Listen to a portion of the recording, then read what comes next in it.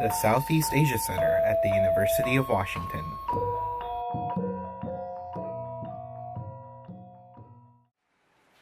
Thank you all.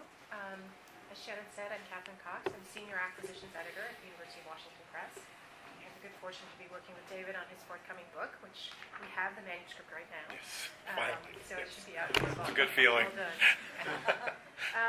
As many of you probably know, especially if you've read the accompanying text, these two photographs, David is a UW PhD. He's now Associate Professor of History at UC Riverside. And he's no stranger to us at the press since he published his first book, Quagmire, Nation Building and Nature in the Mekong Delta, with us in 2011. And that book went on to win the George Perkins Marsh Prize for Environmental History. He's also the author of numerous articles and book chapters and some reports for litigation over the herbicides dropped on Vietnam during the war as well. And he's just recently returned from a residency at the Rachel Carson Center for Environment and Society at Ludwig Maximilians University in Germany.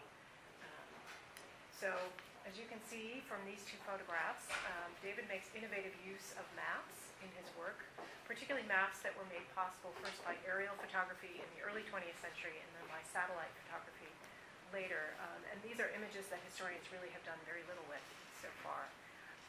And as you can see from these two, and I think probably from additional images that we'll see, these photographs really illustrate what David is arguing, which is that war leaves a deep imprint on the land, not just at the moment of assault, but over years and decades and even centuries. So, since David, and with him today, us as well, often looks down from on high onto landscapes, I wanted to leave you with an opposite image. So David told me the story that at one point he and some friends were racing motorbikes down an airport runway in Vietnam. But since Planes only came on Tuesday and Thursday. It was a Wednesday, so we were okay. So they were racing their motorbikes down, and as David told me, runways are long, and motorbikes rarely reach liftoff speed, so they quit about halfway down, and they lay down on the pavement looking up toward the sky, which, as he said, was luckily empty of airplanes. So please welcome David. Well, thank you. Thank you very much.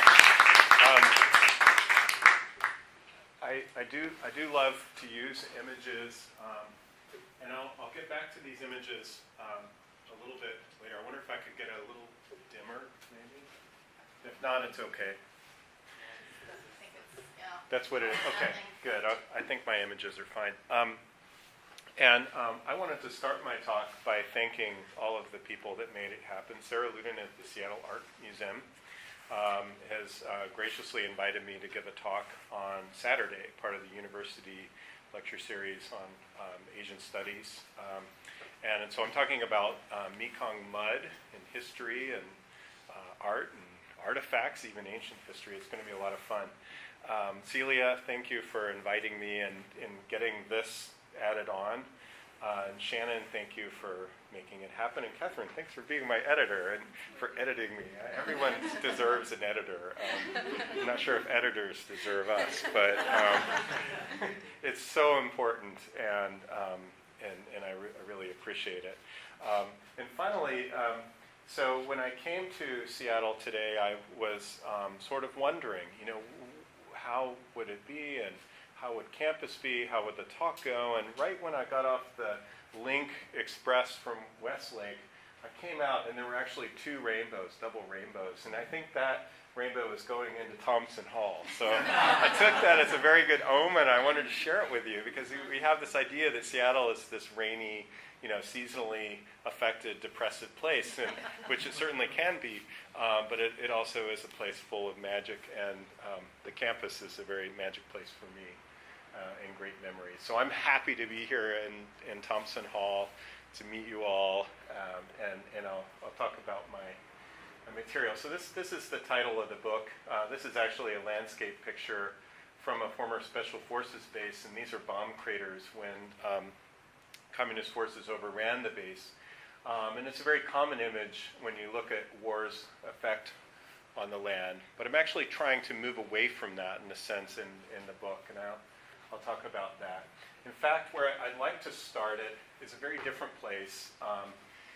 This is a formerly bare hilltop near Hue, right beside a highway, recently finished, easily accessed on a motorbike. During the war, it was the 101st Airborne Division set up a camp there in 1968 called Camp Eagle. And what you're looking at here, I'll tell you in a second. Maybe you can guess. Do you know what you're looking at? What do you think you see?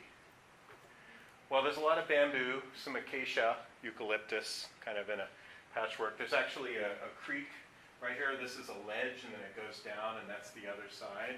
Do you see anything else in the image? What else can you read on that landscape? You notice anything? No? Little mounds. There are little mounds. There's some lines, and yeah. There's some seedlings in the front. This is actually part of a recent regreening effort. In fact, a lot of the old landscapes from the war now, old bases and other places that were like giant parking lots, are being covered over. And that's an interesting process. There's an element of hope to that, but also some interesting politics. There's a cemetery here in the back. And this land was very unproductive for a long time. And so this is where the village, which is further down towards the rice paddy, where they buried their ancestors. And in fact, all along in this area are other tombs. And when the military base was established, it was actually established on top of the village graveyard. And at first, the Marines came and they used their bulldozers and started pushing through the tombs. When very quickly South Vietnamese allies said, stop doing that. That's a very bad thing to do in terms of winning hearts and minds. And they said, okay, we'll build around it. So what they did is they put 10,000 soldiers from 1968 camped in barracks next to these tombs.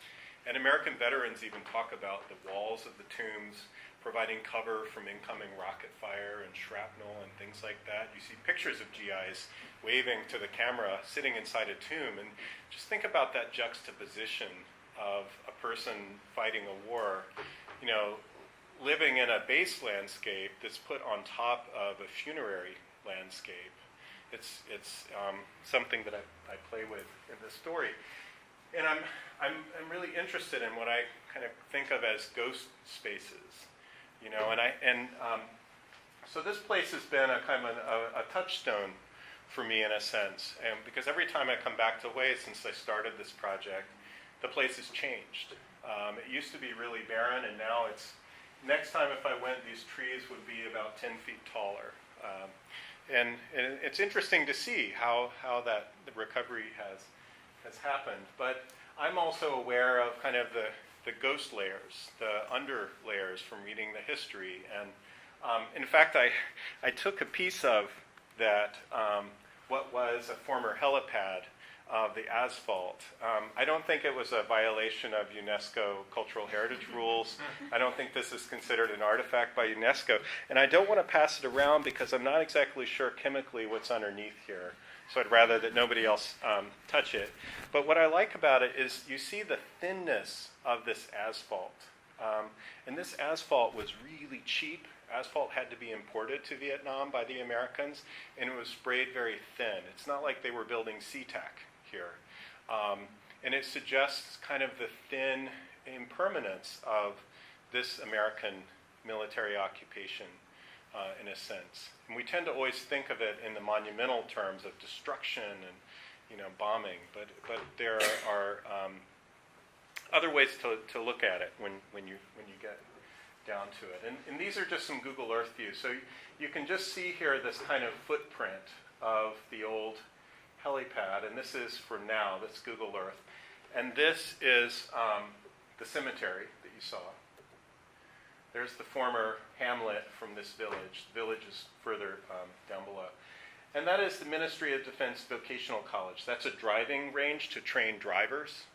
It's a technical college, and it's still owned by the Ministry of Defense, which tells you something important about this landscape. It hasn't been returned to the village after the war. The military still holds on to it. Also, the fact that it's paved is very important because the local government can't afford to remediate the soil. If there are chemicals, they might know about it. They don't want to talk about it. But the next best thing to do is to cover it in asphalt and turn it into a driving course or a parking lot. So there's a lot going on, and that's the top-down view. You see the college here, and that's that little helipad. This is a satellite image of the same place in 2001. And you get a sense all of these gray areas have no vegetation on them. The white is exposed soil. And here you can just make out these kind of ghost outlines of the helipad there, that rectangular helipad. And this is what it looked like in 1972 when the base was transferred. And I started this project as a kind of applied project with the local province because they had unearthed accidentally some buried caches of American war chemicals. Not Agent Orange, but other things that were also bad and very expensive to get rid of. And so I started working by talking to a local environmental scientist and said, well, he said, environmental history. We were at a July 4th meeting. He said, this is a very interesting thing. And I thought, oh no, here it comes. Yet another Vietnam history buff to say that environmental history is complete bunk. It's an absurd thing. It's really geography. But he didn't. He said, if you can use historic evidence to help me find potential dump sites, then I will sponsor your research because we just had to pay $75,000 US to clean up that site. And what he didn't want was for Hanoi and the Ministry of Defense to come back and clean up other sites and leave them with a bill. So it gave me an entree to this space. And I began working there. This is a close-up. We actually found the unit names, what those units did.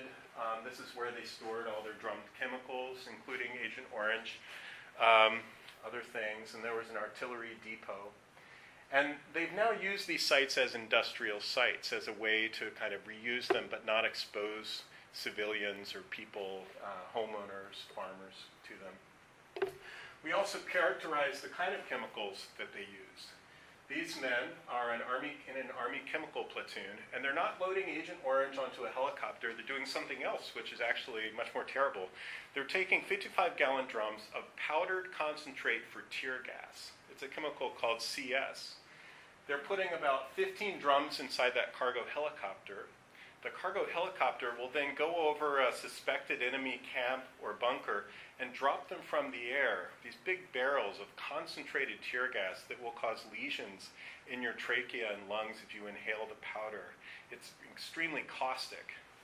And they will fall about 3,000 feet from the helicopter near the ground. And either fuses or a fighter jet will ignite them as they hit the ground into a giant cloud of CS, of tear gas. And these men did this at this base on a daily basis in 1969, 1970. The communists accused them of engaging in violating the chemical war treaty. These were effectively barrel bombs. And I'm actually writing about it. It may show up in a piece, in an editorial piece on November 25th in the Times. So look for it if it's there. But so we found a lot of stuff. We found a lot of history. The project mostly finished. I gave all the data to the local People's Committee. They said thank you. They closed their door. They said bye-bye. And they didn't. I was not privileged to their government's discussions about what to do in the cleanup.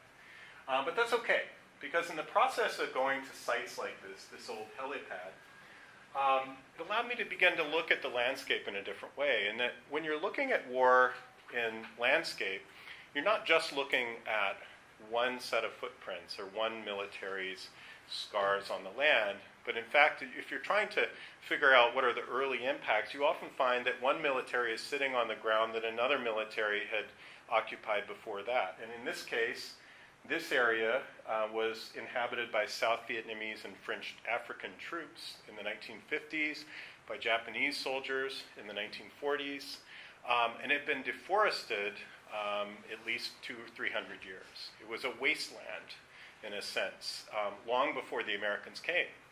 And in a sense, because it was already sort of a wasteland, people put their cemeteries there, and the U.S. said that's the place to put a base. So I'm very interested in this juxtaposition, this kind of multi-layered approach to militarization, how war, and that's why I call the book War in the Land versus War on the Land, because I'm interested in how war and militarization, how it fits into these ongoing spatial, ecological, and cultural processes. I had more theory in the book. I think Catherine very wisely said, please put that in a footnote, because a lot of readers don't want that. But I will say that just briefly for the graduate students, I do draw some inspiration from Henri Lefebvre and his notion that space is generative, especially where he's talking about his native Paris, the streets of Paris, where you have something like a seashell where different layers are accreted on one another.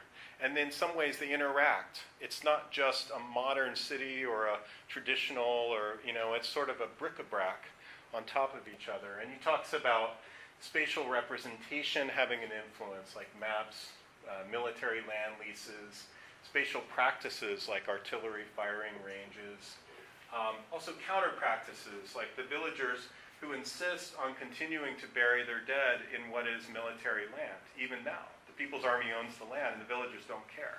They say, I'm burying my uncle here, and screw you.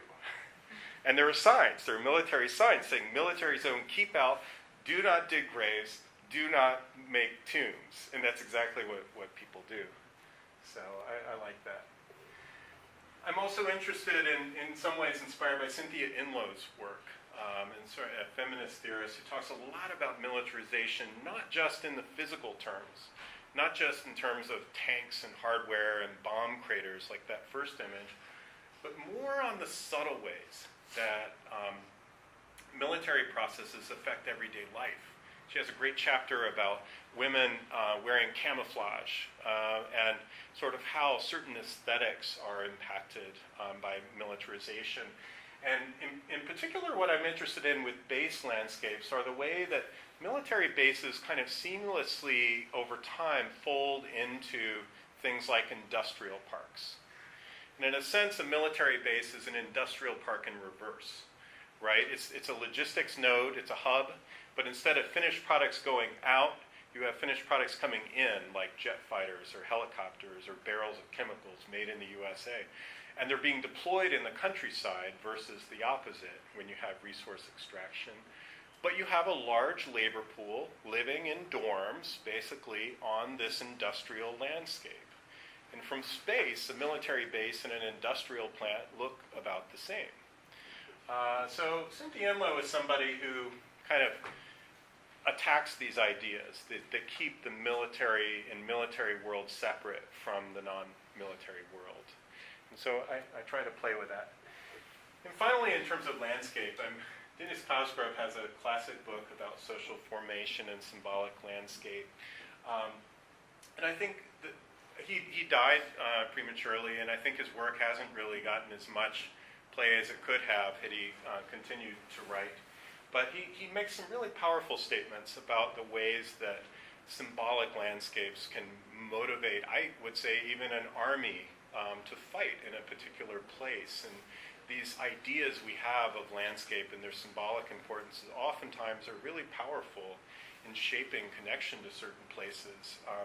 The names that Americans give to these landscapes, the Marines called it LZ Tombstone. It was Landing Zone Tombstone. The communist forces, they set up special resistance zones and base zones. And these areas were really important for families, for people who met in these places, who lost loved ones. And as they began to mount their attacks in the early 1960s, those were the first places they went. Not because they were strategically important, but they were symbolically important. If not for the enemy, for their own forces to take those places back. So that's an element of landscape that I play with in the book, and I use the term militarized landscape. But there's a lot more that I've been thinking about versus just that. Again, with this idea of military and non-military landscapes, there's also a sort of a literature, a really ancient literature, which talks about militarized landscapes, that they're central to state building, to state formation. And this goes back to, ancient places like London. The Roman army needed a bridge to cross the mudflats. They put some walls on it to protect the bridge, and that became downtown London, like years later. And you have military theorists, particularly Germans before World War I, talking about a Nietzschean idea of creative destruction. And this idea of the forest being obliterated in Europe in the 1700s and giving rise to an industrial revolution. And it's this idea that out of the ashes comes this new civilization. And flash forward to, post-World War II, Naomi Klein's book about shock and awe in Baghdad, and you have sort of American neoliberal theorists taking this idea in a kind of a constructive way of saying, well, if we do the blowing up, we destroy it, and then we can build a new Baghdad, a new Middle East. It was a very provocative idea in 2003. I don't think anyone's talking about it anymore now. But the state's interest in militarized landscapes has always been really central. This is what one of the military bases near Hue looked like in about 1969. There were about 15,000 soldiers there. And that's what it looks like today. It's the Fubai Industrial Zone.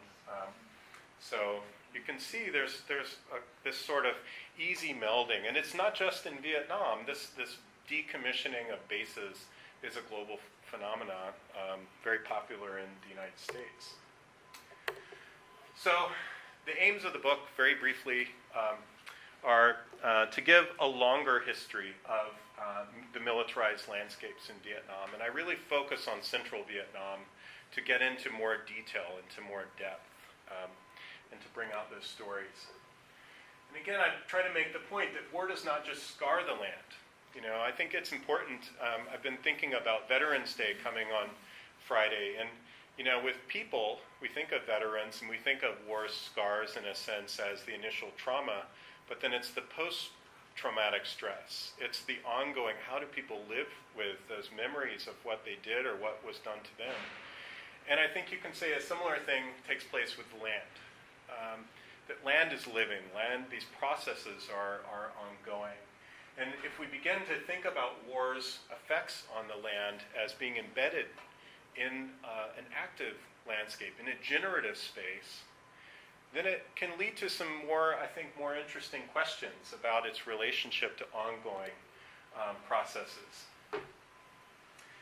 And these militarized landscapes not only affect post-war, but I also make the case that they shape spaces and events, the spatial logic of a war. Christoph and I were talking about the Ken Burns series, the Vietnam War, and the one thing I didn't say at that point was one of the things I really disliked about the series was that there's no sense of any spatial logic to where the communists are. They're in the jungle.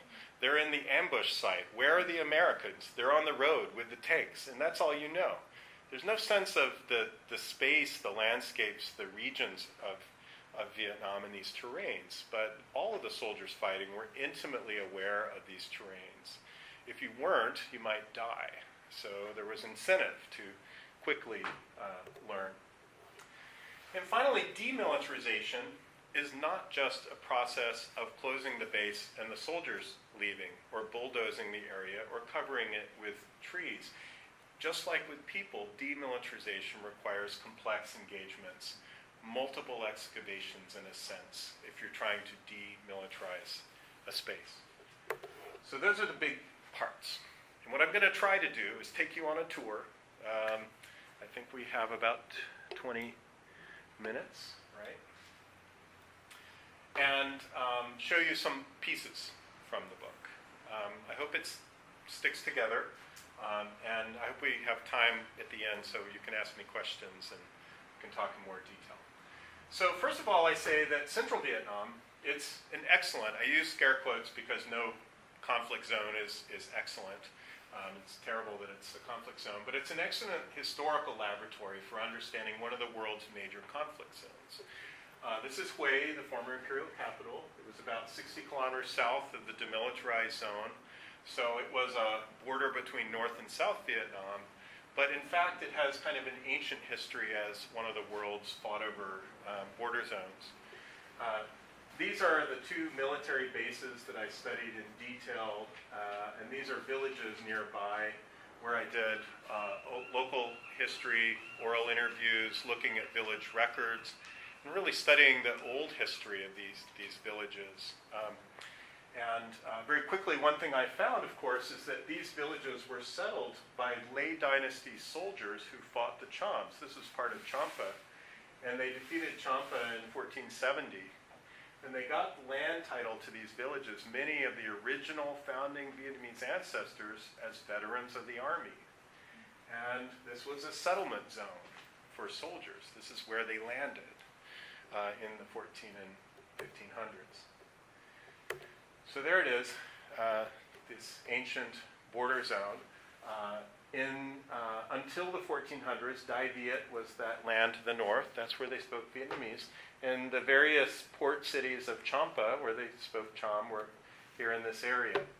Hue, in 2001, they found one of these Cham towers sitting in a sand dune. They were digging the sand, and they found a 9th century Cham tower. So it suggests that even Hue was part of this Cham period. Vietnamese historians, many of them to this day, debate that point. But I think that's where the funny accent from Hue comes from. It's a mixture of Cham and Vietnamese sort of phonetic sounds that blend together, and people hate it when a white guy says that. Let me just tell you, I have been shouted at many times, but I hold to it. This is Da Nang, and Da Nang here sits on the other side of a very high mountain pass. And for many hundreds of years, this mountain pass, here you see a guard post, I think that's from the 50s, guarding the little road that winds between this mountain pass. These mountain passes kind of created this middle zone between the two kingdoms. To get to this middle zone, you either went by ship, you invaded, you marauded, you raided the villages, you left, or you crossed these really deadly mountain passes. So in a sense, these two kingdoms kind of fought over this middle ground, but they also wanted to kind of just let it be. There wasn't a lot of monumental construction until the early modern period. Why did the Vietnamese take it, and why did they hold it in the 1400s? Sun Lai-chen has a great essay about firearm technology. The Vietnamese had to put down the Ming dynasty's military invading North Vietnam in 1401. And after 20-odd years, they mastered firearm technology. They were one of the first armies in Southeast Asia to use muskets and pistols and cannons effectively. They made their own. They claimed they made them better than the Chinese. And then they turned them south on their southern rival and annihilated the Cham capital. It took some time. It didn't happen in 1430. It happened in 1470, but still. Vietnam became a fierce military power in the region. And so you can't see the colors here, but they call this region the Inner Road. And they call it the Inner Road because living on barrier islands exposes you to pirates, to other invaders. And so these troops very wisely settled along this inner road where they built their communications and their villages. And each village cluster, in those days followed a certain elevational logic. You had estuaries and pounded lagoons to provide rice, and you had these hills. And these hills were very important in Vietnamese villages. And so these are actually modern commune boundaries, but they follow that you need the lowlands for the rice and you need these hills. But what did they need the hills for? This town was famous for iron. They had iron pits here. And so this industrializing military force used these reserves in the hills to continue building. And over about 250 years, this was the iron-making village of the region.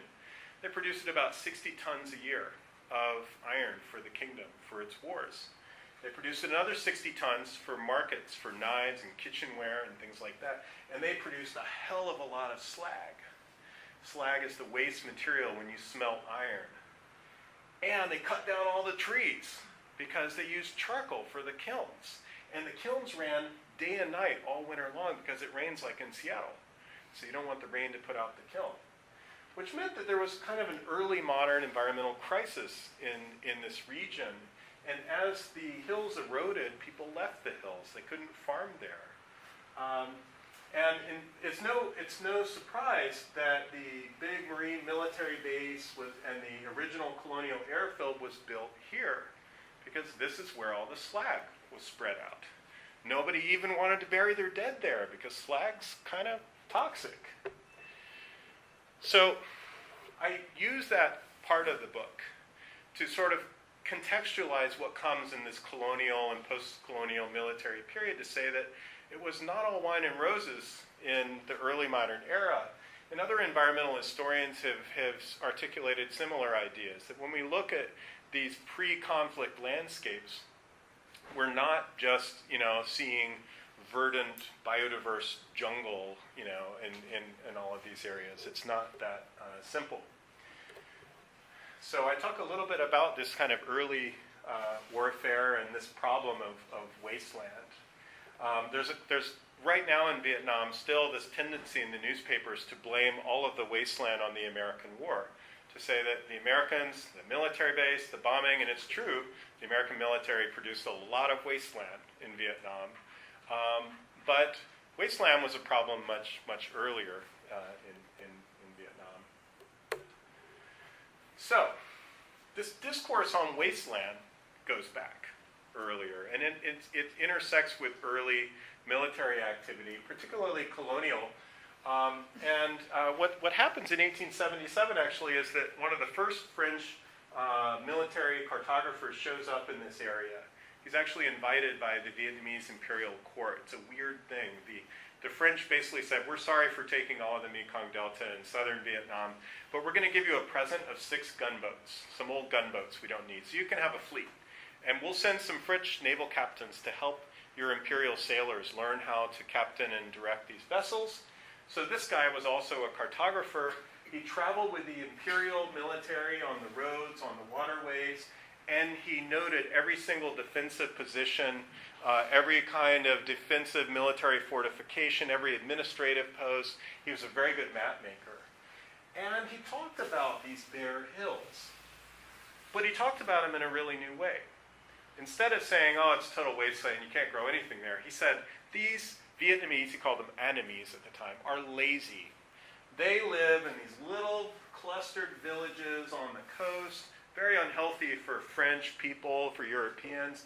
But this land is just wide open, waiting for cash crops. You get up on top of those hills, you can see for miles. It's perfect for a healthy climate. And Europeans are worried about dying from tropical diseases, things like that. So the French invade, 1883, 1884. They fight a long, protracted war. They then settle and they basically take all of this land. But then they try to give it away in colonial concessions.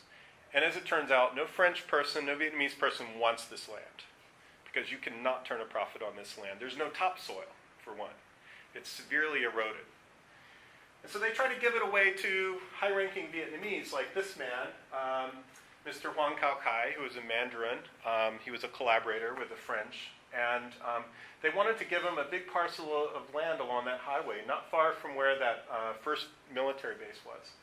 But even in these documents, these land documents, you can see the complications of the old landscape underneath this new plantation, re-greening landscape.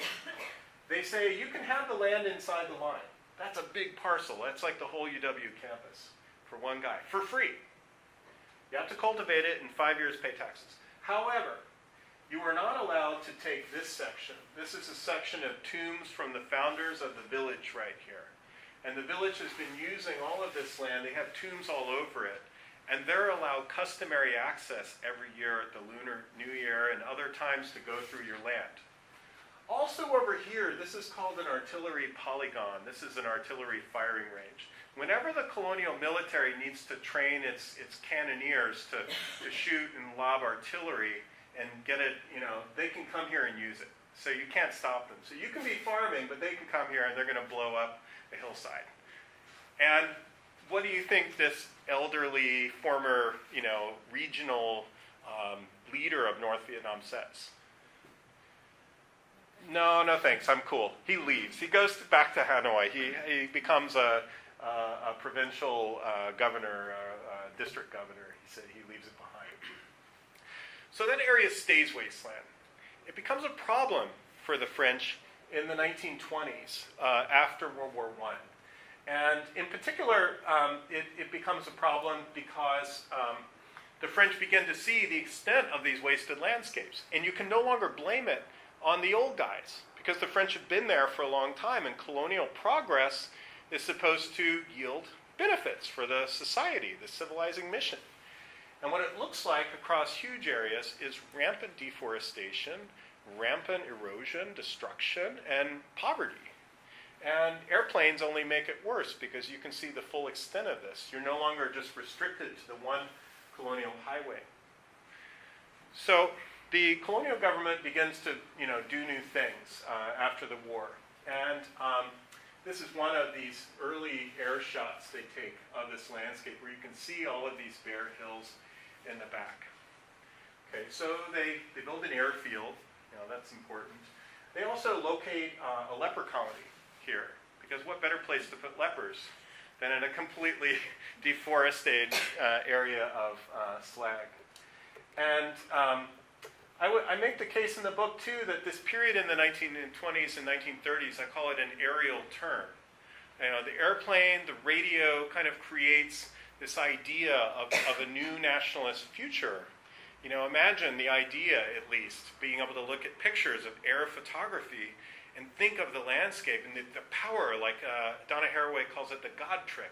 You're above the landscape. You can see it all. Like when you look at those pictures, you can see from space. It's this really empowering idea, and not just for French people, but for Vietnamese students in high school or kids looking at geography textbooks or postcards on the street.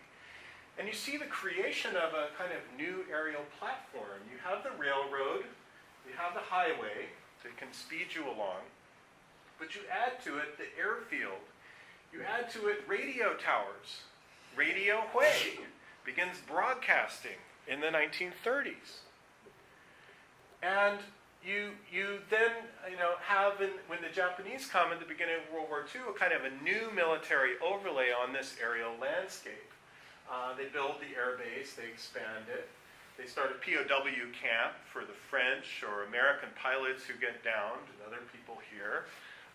They expand this military infrastructure. Their own aerial empire is being imprinted here. But even beyond that, this picture, this underlying picture, is taken in 1943 by an American pilot. It's an aerial photography survey. The planes take off from Kunming, China. They travel 600 miles. They take pictures of the coastline to identify military targets, and they go back. And I make the case that World War II is the beginning of this colonial airspace merging into a more global airspace.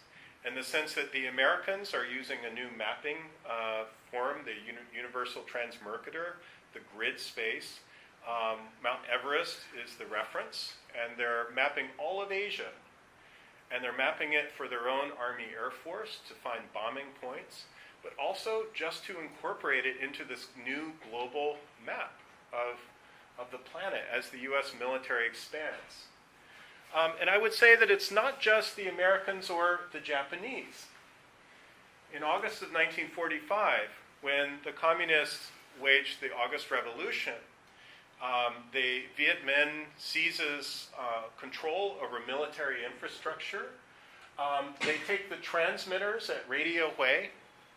They link them up with radio relays to airfields in the north, to airfields in Saigon. And they create the first national live radio broadcast for Ho Chi Minh's independence speech. So I would say that this kind of new air landscape, this air space on this land, is not just a form of oppression, but it's also a platform for liberation. And the Viet Minh take over this base infrastructure. They form a regiment called the Chun Ca Van Regiment, and they set up officer training under the Chinese nationalists who are the peacekeepers in 1945 until 1947. So when you look at these landscapes, you're looking at a multi-layered political and military landscape. And in some senses, the political valence of an airfield or a radio tower is not one direction. It can depends on who's controlling it or who's using it. And what's fascinating to me in studying really the war years, 1945 to 75, are the new layers that are created. And it's just crazy in a sense when you have an idea of what was there before. French troops invade. February, Tet, the Lunar New Year holidays, the first Tet Offensive, 1947. 5,000 French, mostly African and some former Nazi troops invade and fight on the streets of Hue. They take over this base landscape. It took them 2 weeks to get in from the coast. Okay, sorry, I thought it was my timer. And they set up shop. They put French, Senegalese, and also Moroccan soldiers at a base here in the hills, very close to land that the Viet Minh is still contesting with artillery and rockets. They call the Camp Oasis because they're Moroccan soldiers. They're actually, many of them are ethnic Berber. They're from the mountains, the Atlas Mountains. They're not Arab speaking, they're Berber speaking Moroccans. And what's fascinating in a sense in thinking about the spatial logic, and this is what I think is missing in the Ken Burns documentary, is to think about sort of how these new people and these with their own identities fit into this older landscape. And I found in the French archives a captured document. And this document was delivered across this kind of border zone from the Viet Minh communist-controlled hilly areas to that Camp Oasis. And this is translated from the French, but they say, and they did it in French, Arabic, and Vietnamese. Freedom is my life. It's also my child's. Arab. Okay, they missed that they were Berbers, but still. Arab, know that a jihad has been declared against the France that oppresses us all. Whoever wants to fight for independence knows that he will fight under the independence banner. Listen, in the Cao Bang region of Vietnam, this is in the north near the Chinese border, Viet Minh veterans have won a great success. He says, I fight for my country and independence while yours is being sold out. Your soul will be lost. What they're trying to attack there is this symbolic identification with the landscape. And they're saying to these ethnic Berbers fighting in a Moroccan infantry unit, think about, this land that we're fighting to liberate from France. And you are also, your people in Morocco are fighting against an Arab-dominated government, against the French colonial regime. Like, what are you doing here? You should be there, in those hills, in Morocco, And it was I don't know how effective it was at getting people, we don't have that information, but at least it points to kind of the ways that landscape is being leveraged in those border zones. Okay, so Americans show up. 1954, 1955, you might notice the runway has been extended and paved for jet landings. That becomes the South Vietnamese military base. The National Security Agency sets up a radio spying base there as part of a network in Southeast Asia, super like Cold War, high level, technical kind of weird stuff. They set up a South Vietnamese officer training school right on the place where the Viet Minh set up their officer training school, And what I really think is interesting is when the Marines land at this place in 1965. The first thing they do, it's the 3rd Marine Expeditionary Force. They're out of Okinawa. They were the expeditionary forces that landed in Japan. They fought the Japanese. And a day after landing in Da Nang, they changed their name. They changed their name from Expeditionary to Amphibious Force. And they changed the name because they don't want to be associated with the French expeditionary forces that also landed there. They want the Vietnamese to see them differently. And I think the term amphibious is great because what they originally set out to do, and we lose this by 1967, is to embed themselves in the village landscape, in South Vietnamese society. It's a crazy idea now when we look back on it. But this was the notion, and this guy, Lieutenant Paul Eck here, was a Special Forces veteran. He signed up to be one of these combined action companies where U.S. Marines and South Vietnamese local forces worked together in one military unit in the village. They did detective work. They studied weird patterns of behavior that suggested support for the National Liberation Front. They train them in interrogation techniques and like police detective stuff, not like bad, beating people. They could do that on their own. But this is Paul Eck's description of his time when he comes back to the States. He says, we tried to get the people to accept us as members of the community. The Marines training was geared to teach them as much as we could about Vietnam and the Vietnamese people. It's like area studies. This is area studies, so that they could live with them in a close relationship, not as an occupational force, but as members of that village. He believes this. At the same time, carrying out their primary mission of a military capability. And to me, this term amphibious kind of encapsulates in one word the predicament of the United States, is that once you become embedded, you can't get out. And these Marines are successful early on, and they talk about their successes to their funding agencies, the U.S. Congress. But the communists have their histories of this as well, and the communists talk about the problem of the Marines being embedded.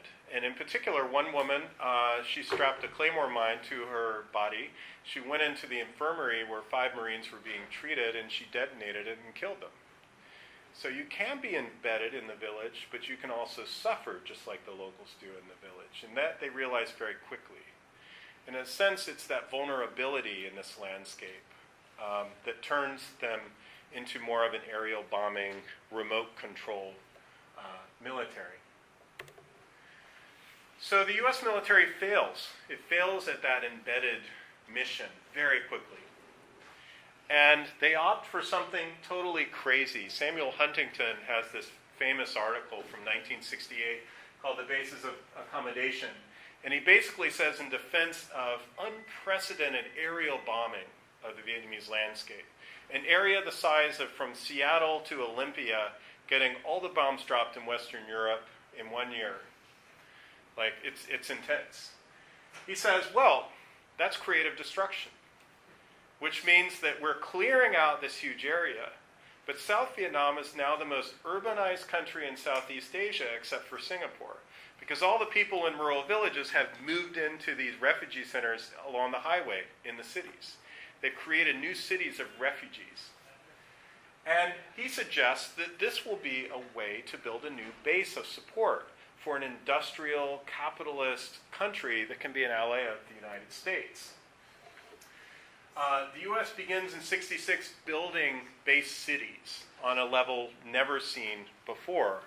And this is part of one of these satellite views. So like the view right there, this is just a little piece of it. And, okay, I'm almost done. 45 minutes, so thank you for hanging with me. Again, you can just see this grid, this urban-like grid that has been developed. And much of that grid was developed in just 1 year. And it's not an urban grid in the sense of Seattle or New York City. It's a temporary grid. It's built with temporary prefab buildings and thin asphalt. But still, it's just remarkable for the expansion of these camps and this activity at this time. We had about 25,000 troops who moved here after the Tet Offensive and were here for about 3.5 years, and then they all vanished. In 2 months, they took off from December 71 to February 1972, and they handed these bases over as empty bases. They took with them perimeter lighting, they took with them water plants, electrical generators, defensive fencing, chemicals, other things. And they gave them to the Vietnamese, and the Vietnamese went on to the national press and said, this is absurd. You're giving us military bases that we can't defend. How are we supposed to occupy these spaces against the enemy? Furthermore, you don't even have perimeter lighting. Like, we can't even see them when they're coming to break through the fence to kill us. We're not going to go there. And finally, the worst of all, the U.S. sold back to the Vietnamese each of these as land improvements, which meant in the real estate transaction, the Vietnamese owed them about $4 million for every building, every hut, every prefab building. So there was a lot of bitterness about the U.S. leaving Vietnam that was not just the kind of the tactical, but it was really here on the ground.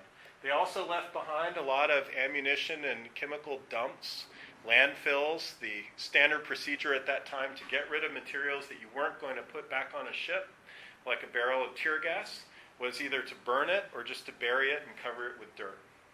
So that was sanitary in those days.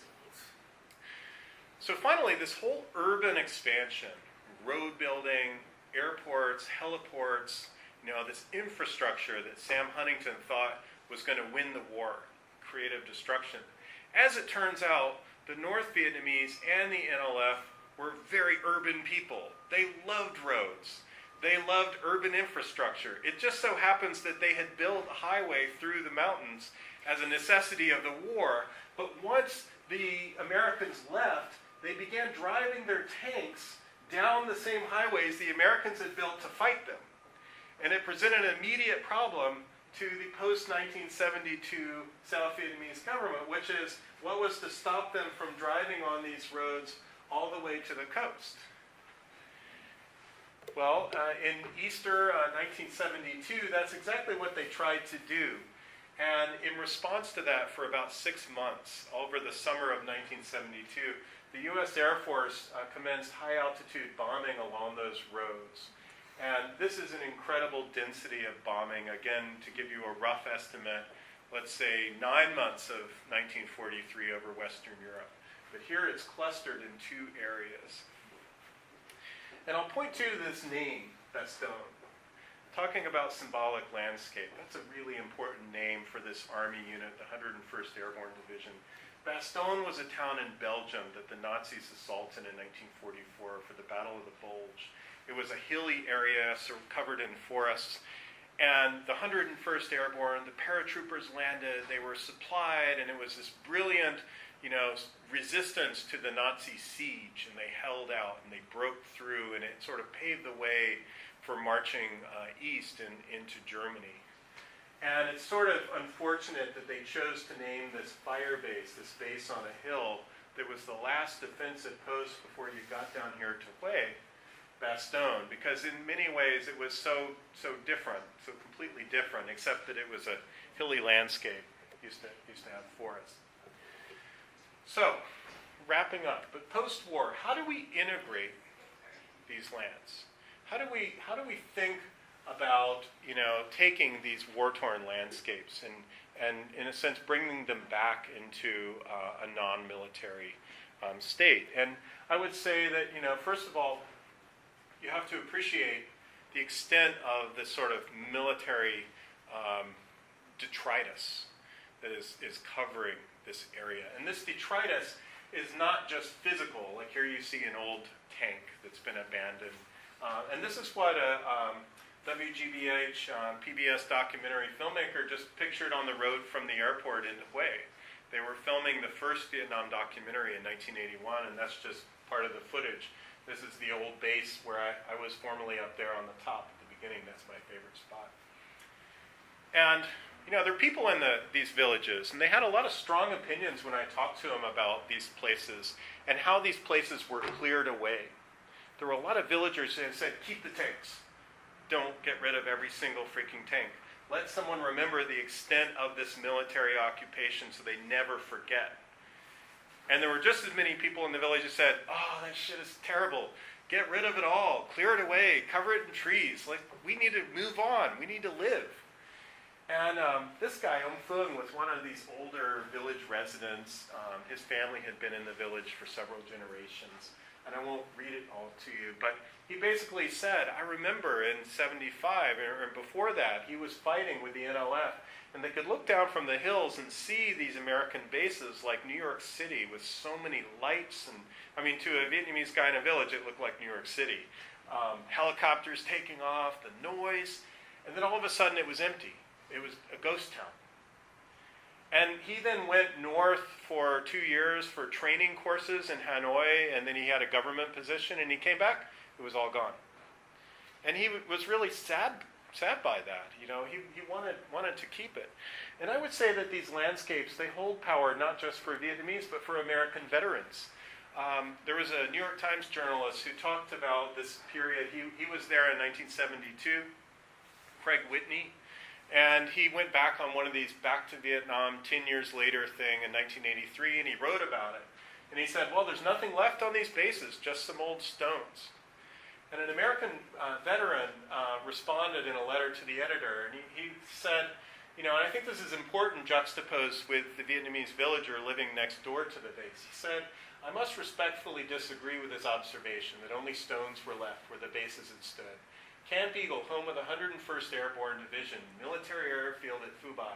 As a former non-commissioned officer in the 101st, who spent a short but incredibly intense part of my life at Phu Bai and Camp Eagle, I know with certainty that more is left there than a few stones, things like honor and comradeship, our former naivete, and the blood of ourselves and others in the sand.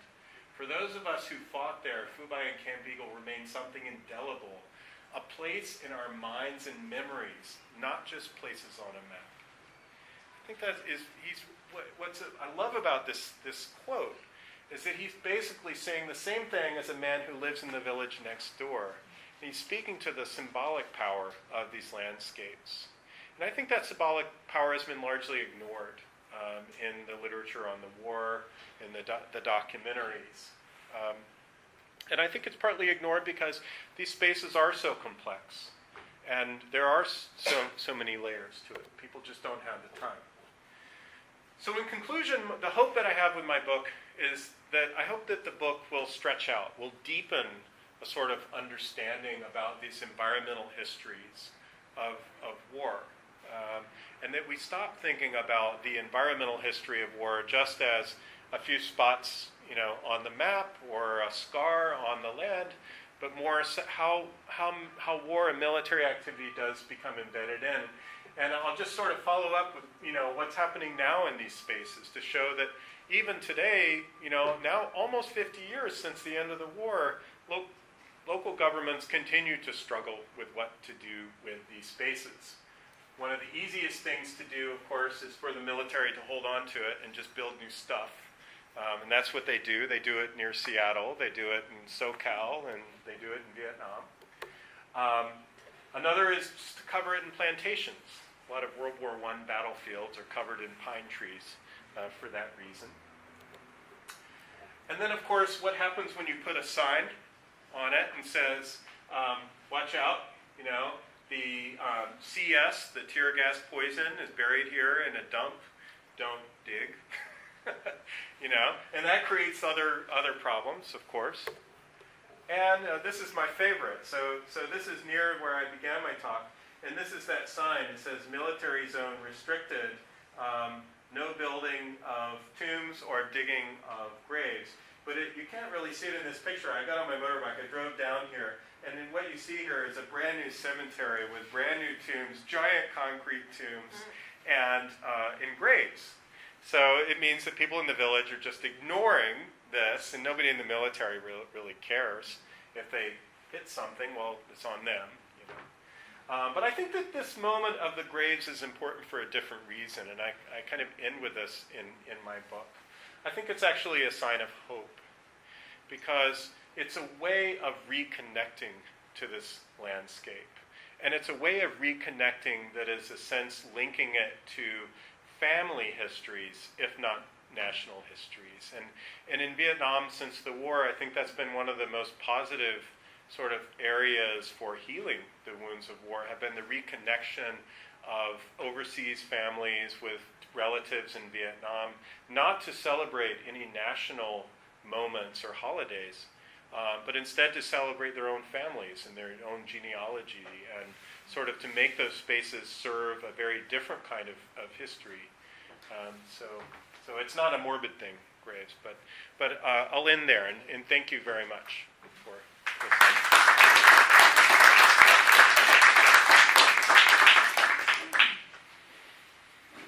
We have time for questions.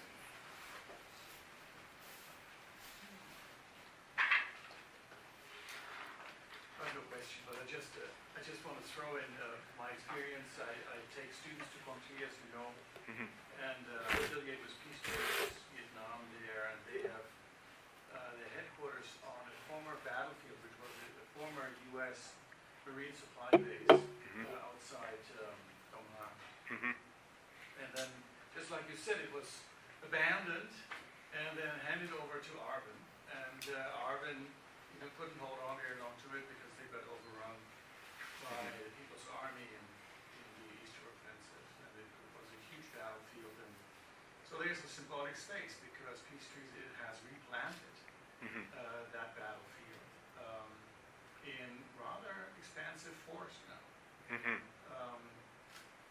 But I was told that before that was happening, when Peace Trees negotiated to take over that space, which was wasteland, and that the local people also went there and they dug out very deep pits, all of the abandoned American military equipment.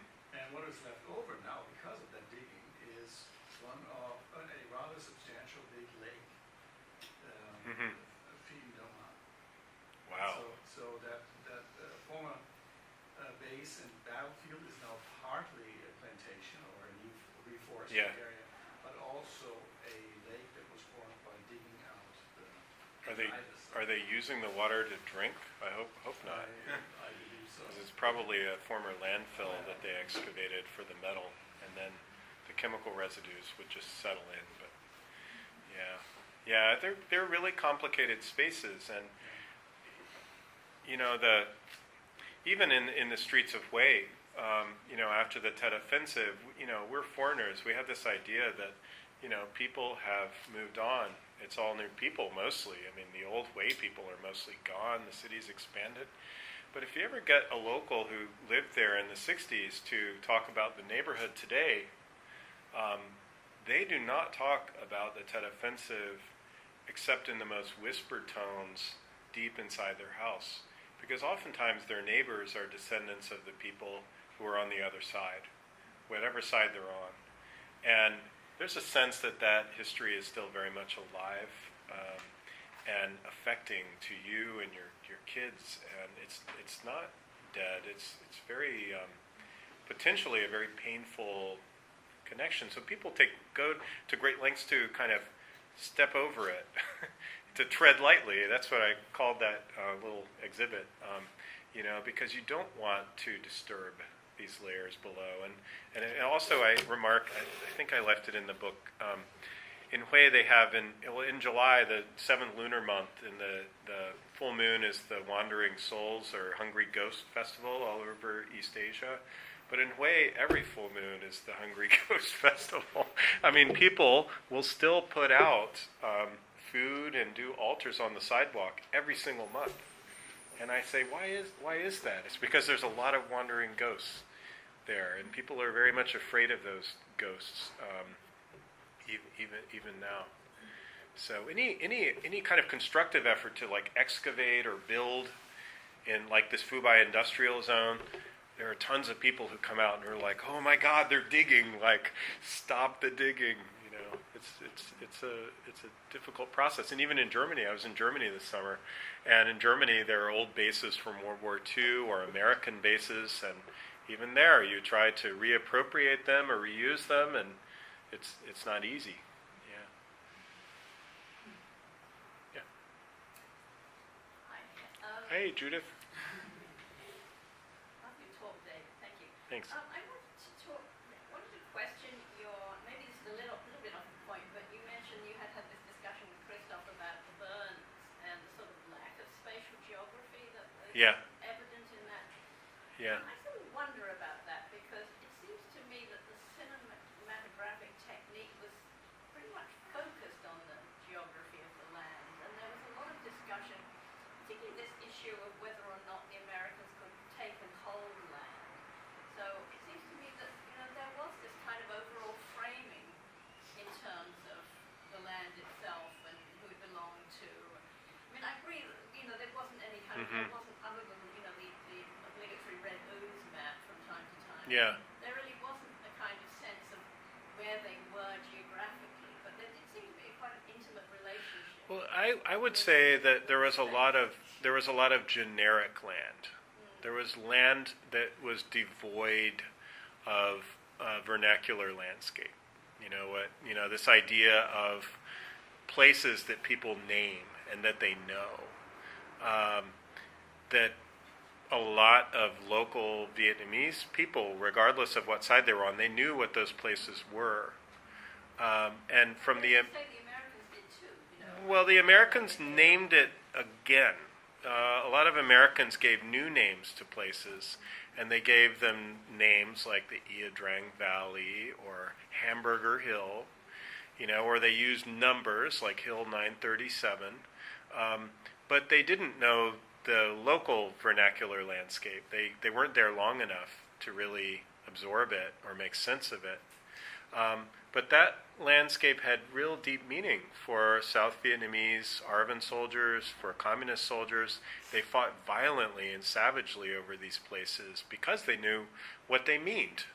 I make a case in a paper that when Ngo Dinh Diem's brother, this shadowy, tyrannical figure, Ngo Dinh Can, takes power in Hue, he has the special police. He's the Abu Ghraib prison guy, basically.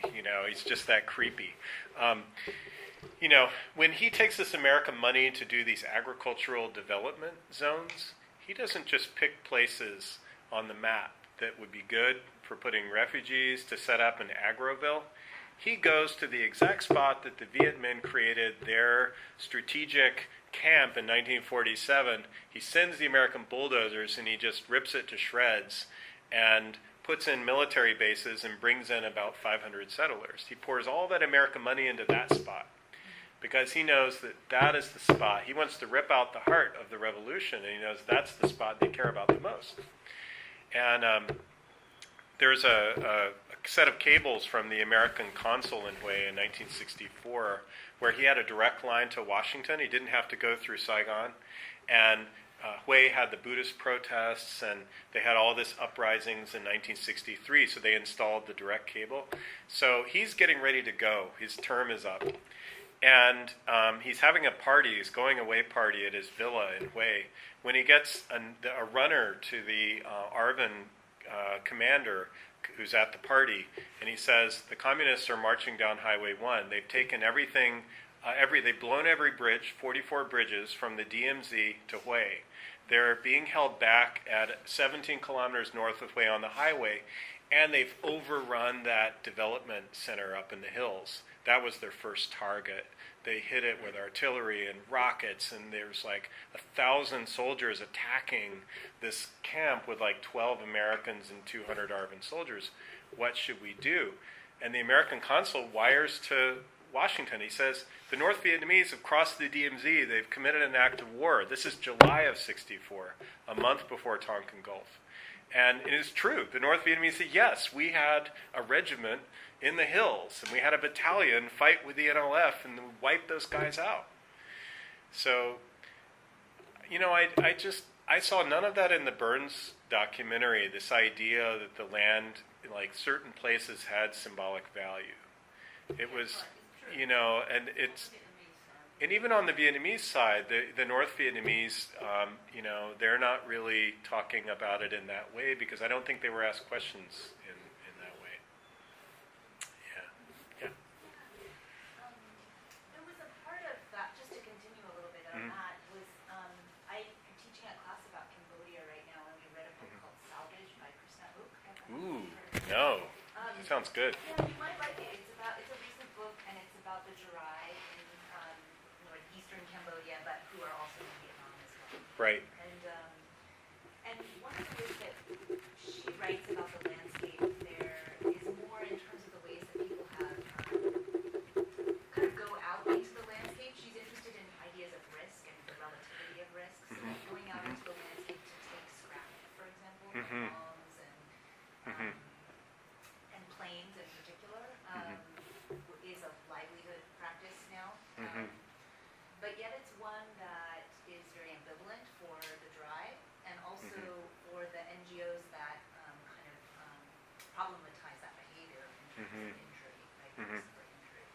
So there's like another sense in which that kind of Orientalist like discourse that you had up there about the lazy Anamites aren't part of their land, and kind of the risky kind of dry aren't listening to us, and they're still foraging for scrap. Oh yeah, I think that's wonderful. I'm looking forward to reading that. I sensed a lot of that too in villages where it's the relationship of individuals to these war landscapes. It differs from person to person, and there's a kind of a, not romanticization, but there's an attraction. Some people are attracted to a waste dump, whereas everybody else runs away.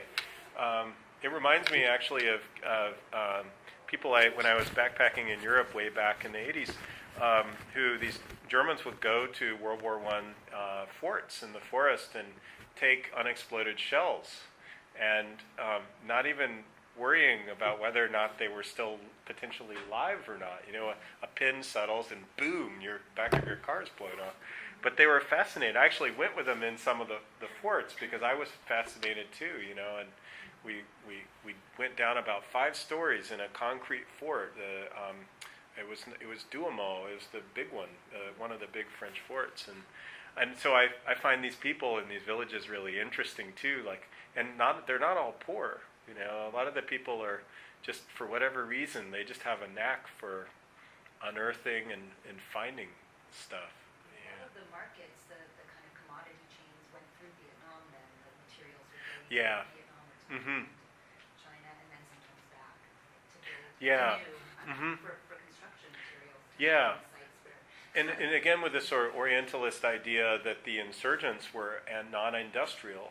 You know, in 1969, the CIA discovered that the North Vietnamese had a pipeline from Haiphong to the middle of South Vietnam along the Ho Chi Minh Trail, and there was a regiment of women that kept the pipeline going. I mean, they were sending diesel fuel down a pipeline 400 miles long, or 300 miles long. But, you know, and so I'm interested in this kind of industrial identities for, you know, people in Vietnam, people in the countryside. The Hatfield, when they did their study about chemical waste, they found all of these caches of barrels of diesel fuel on the Ho Chi Minh Trail. It took a lot of fuel to keep those trucks going. So, yeah. Also, I'll just mention a Cambodian photographer who has made a series of work called the Bomb Ponds. And Okay. they're photographs of the landscape that is now used sometimes for fishing and cooking, like stuff. It's been used as a Yeah. but sometimes not. It's kind of an interesting series visually that you might enjoy. Yeah, I'll check it out. Thanks. Yeah, I had a funny conversation when I went with our student group to the hills where one of these bases that was the Special Forces bases that was overrun, and you could still see the bomb ponds. Because it had dioxin from Agent Orange, nobody would develop the former runway because flat spaces are really important in the mountains. You know, it sounds stupid, but you know, we forget that. And this was a flat space near the river. But the people in the village were very poor. They were very resentful of being the Agent Orange village because the Agent Orange has long gone. It's no longer in the food chain, but everybody thinks of them as the Agent Orange village. And we had this conversation of saying, well, maybe you should keep the bomb craters and you should keep the runway and even do a little bit of reconstruction because this is one of the few intact war-era landscapes left now. And you can still see the runway. You know, you can still see where the base was. And so we had this weird conversation, the local Commune People's Committee chairman and some other people, about imagining like helicopters going off from the airport at Hue to taking tourists to the runway and talking about the military history and, you know, as an economic generator for the town. So, yeah. That's a great segue to my question. That I'm interested not just in the extent to which tourism becomes a panacea for these things, but also are any of these military sites, have they become, you know, sort of protected sites? You know, is the national government or our provincial governments moving to create, you know, protected battlefields? A battlefield. Or monuments? I'm just thinking of, you know, protected, for example, in this country, Civil War battlefields. Yeah. It's not okay to go around, you know, with your metal scanner looking for you know, old artifacts. I mean, is there any, and you know, you're sort of talking about individuals and families reclaiming some of these landscapes for you know, tombs and things like that, but I'm wondering if the nation or other governmental agencies are sort of moving to sacralize these landscapes in some way or to create official memories. And then to what extent, again, does tourism become the way to reuse landscapes that can't be used in other ways?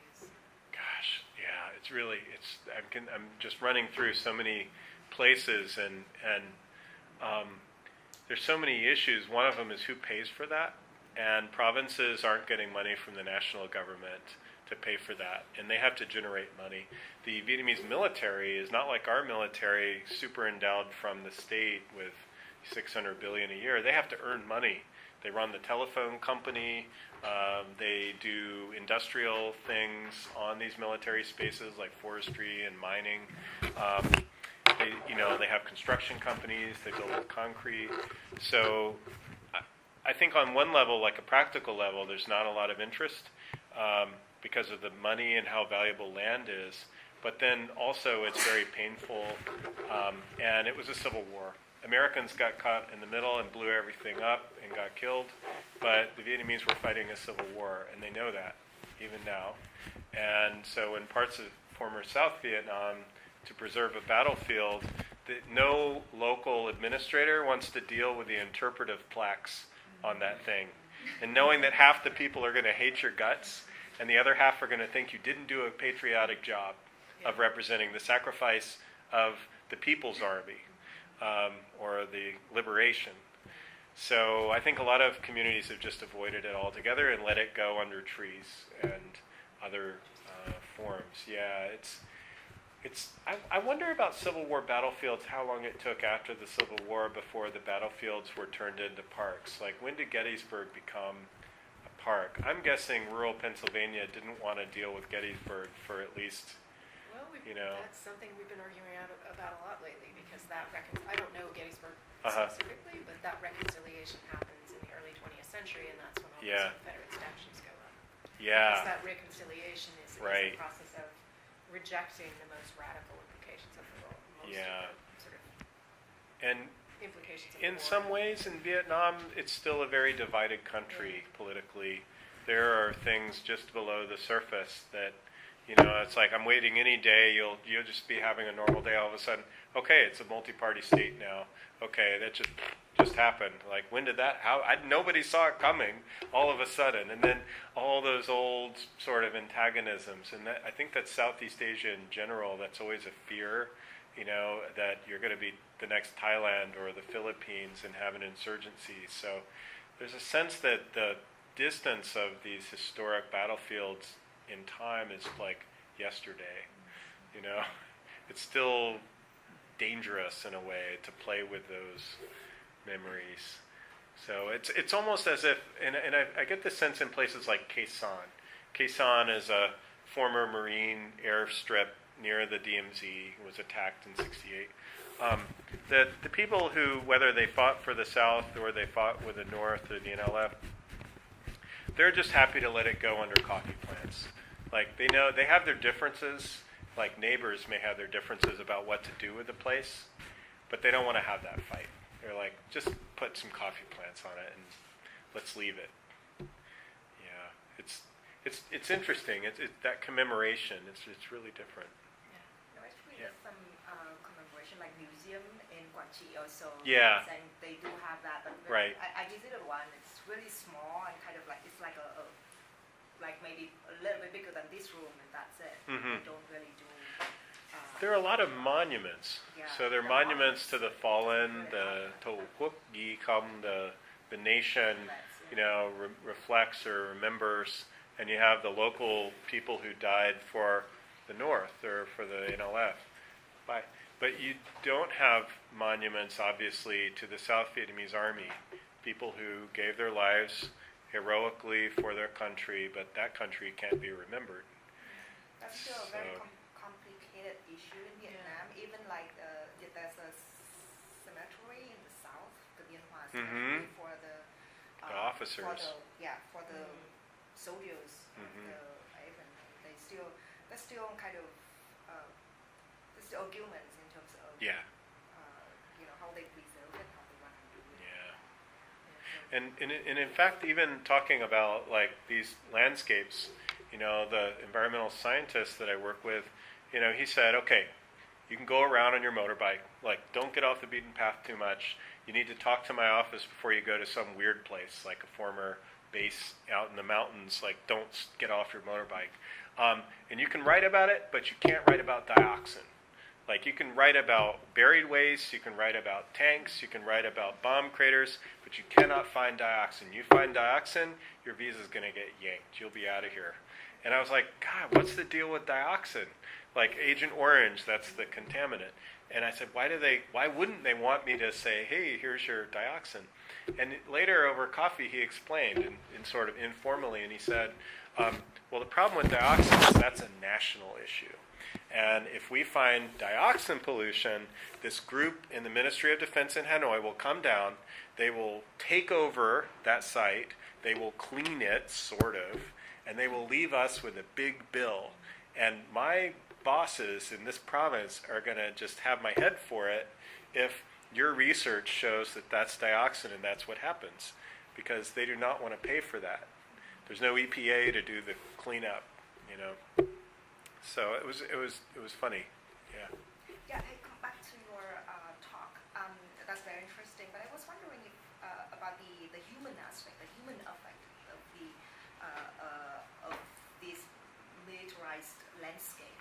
Like, so did you, in your research, you find any kind of so because of the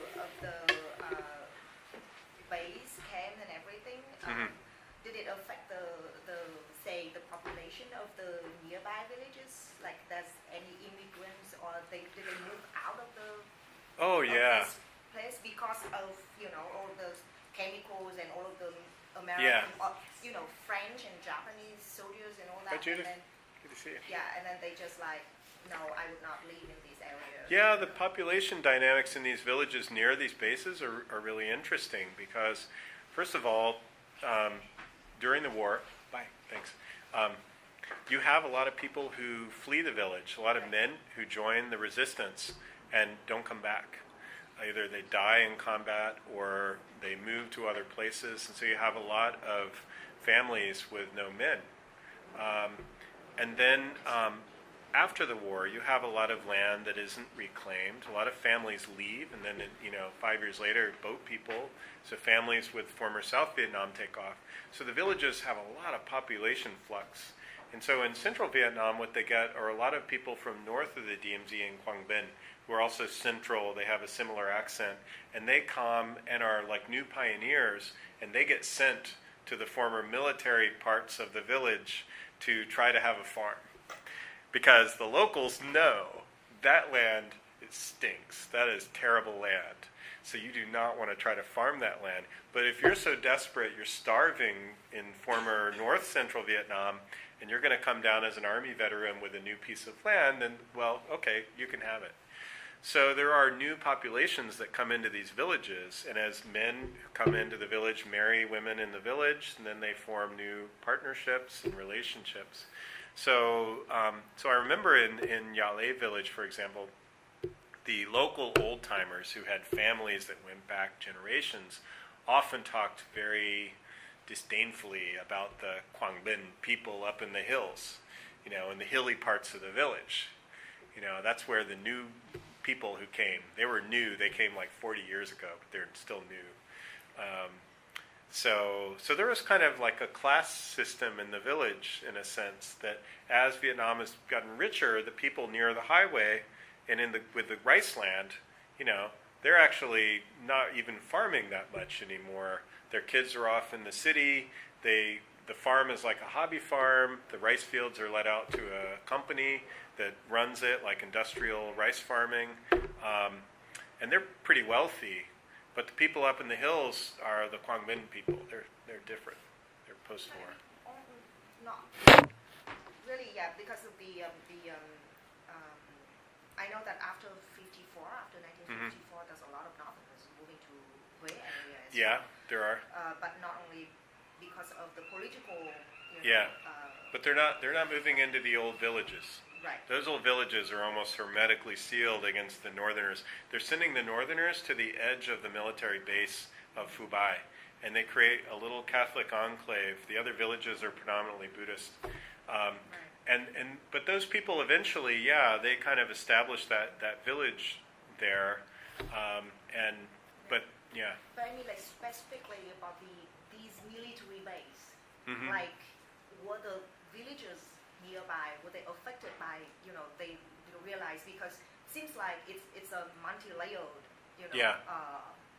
military base, and Uh-huh. the nearby villagers realized that, hey, so the Japanese came here, and then the French and the Japanese, and then the American Uh-huh. also saw some, like, even black people, Oh, yeah, That's yeah. something really new to them. But, like, Yeah. I mean, because of those changes in their Uh-huh. ancestral land, Yeah. did they had to make some kind of negotiation or Oh, yeah, I mean, it- yeah. any kind of, like, did they feel,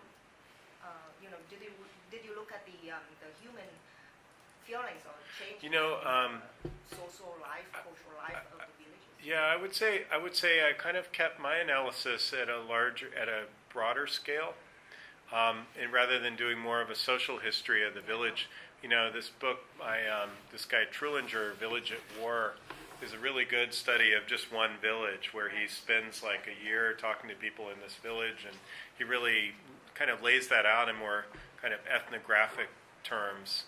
And I didn't have that kind of access, really, where I could just hang out in a village. I always needed people accompanying me as a white guy, a foreigner in the village. Yeah, I mean, I think if you don't do a really in-depth ethnographic kind of study in a village, it's really hard to describe those relations, because they really depend on one family versus another and how people interact. So some people said, screw the U.S., I'm going to take care of my tomb.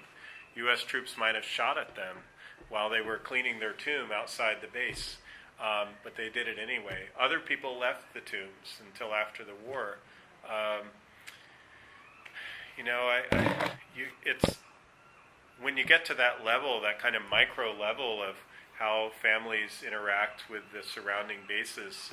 I think it's very hard to speak generally. Yeah, it's hard. So thank you so much. I'm sorry to interrupt, Yeah, but no, that's good. We are out of our time. Thank you all for The coming. good news is, if you'd like to hear more from David, he will be speaking on Saturday, November 11th, on the Mekong Mud. History flows History from the Flows. Mekong Mud. It's 10 a.m. and it's at the Seattle Art Museum downtown, which is right across the street from the University Street light rail stop.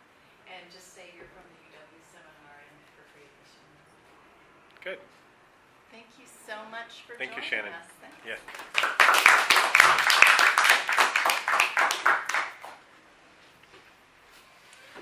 There's a new Vietnamese XYZ war. Wouldn't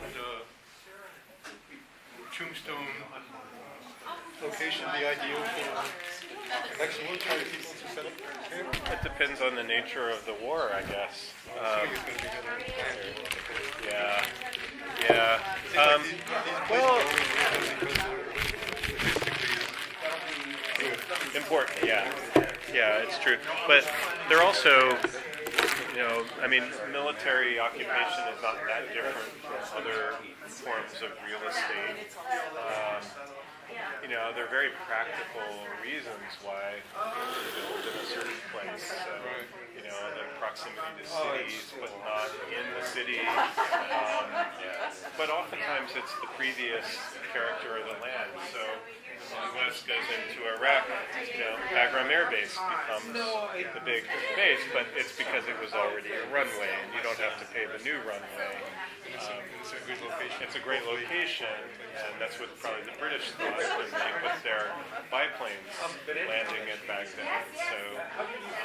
So there's kind of a long-term military claim to certain pieces of land. Yeah, I think that's true.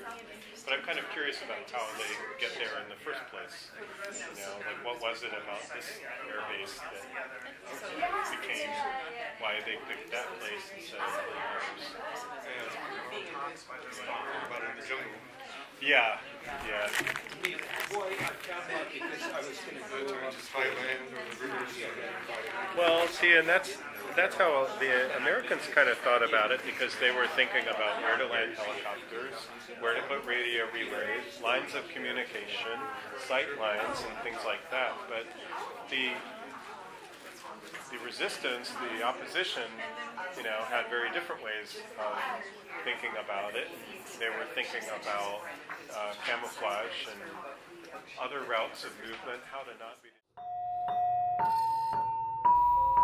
This has been a podcast from the Southeast Asia Center.